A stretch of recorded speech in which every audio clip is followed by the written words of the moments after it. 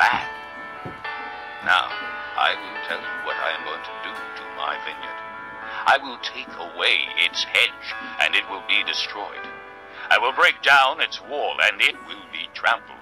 I will make it a wasteland, neither pruned nor cultivated, and briars and thorns will grow there. I will command the clouds not to rain on it. The vineyard of the Lord Almighty is the house of Israel, and the men of Judah are the garden of his delight.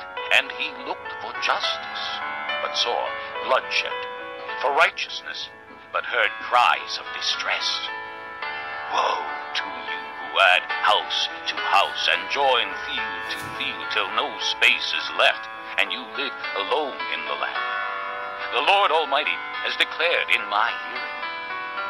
Surely the great houses will become desolate, the fine mansions left without occupants. A 10-acre vineyard will produce only a bath of wine, a homer of seed, only an ephah of grain. Woe to those who rise early in the morning to run after their drinks, who stay up late at night till they are inflamed with wine. They have harps and lyres at their banquets, tambourines and flutes and wine, but they have no regard for the deeds of the Lord, no respect for the work of his hands. Therefore my people will go into exile for lack of understanding. Their men of rank will die of hunger, and their masses will be parched with thirst. Therefore the grave enlarges its appetite, and opens its mouth without limit. Into it will descend their nobles, and masses with all their brawlers and revelers. So man will be brought low, and mankind humbled, the eyes of the arrogant humbled. The Lord Almighty will be exalted by his justice, and the holy God will show himself holy by his righteousness. Then sheep will graze as in their own pasture. Lambs will feed among the ruins of the rich.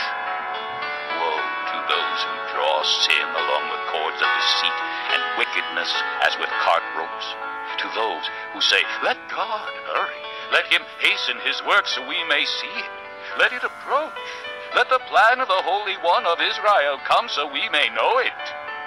Woe to those who call evil good and good evil, who put darkness for light and light for darkness, who put bitter for sweet and sweet for bitter. Woe to those who are wise in their own eyes and clever in their own sight. Woe to those who are heroes at drinking wine and champions at mixing drinks, who acquit the guilty for a bribe, but deny justice to the innocent. Therefore, as tongues of fire lick up straw, and as dry grass sinks down in the flames, so their roots will decay, and their flowers blow away like dust. For they have rejected the law of the Lord Almighty, and spurned the word of the Holy One of Israel. Therefore the Lord's anger burns against his people. His hand is raised, and he strikes them down. The mountains shake, and the dead bodies are like refuse in the streets. Yet for all this, his anger is not turned away. His hand is still upraised. He lifts up a banner for the distant nations. He whistles for those at the ends of the earth.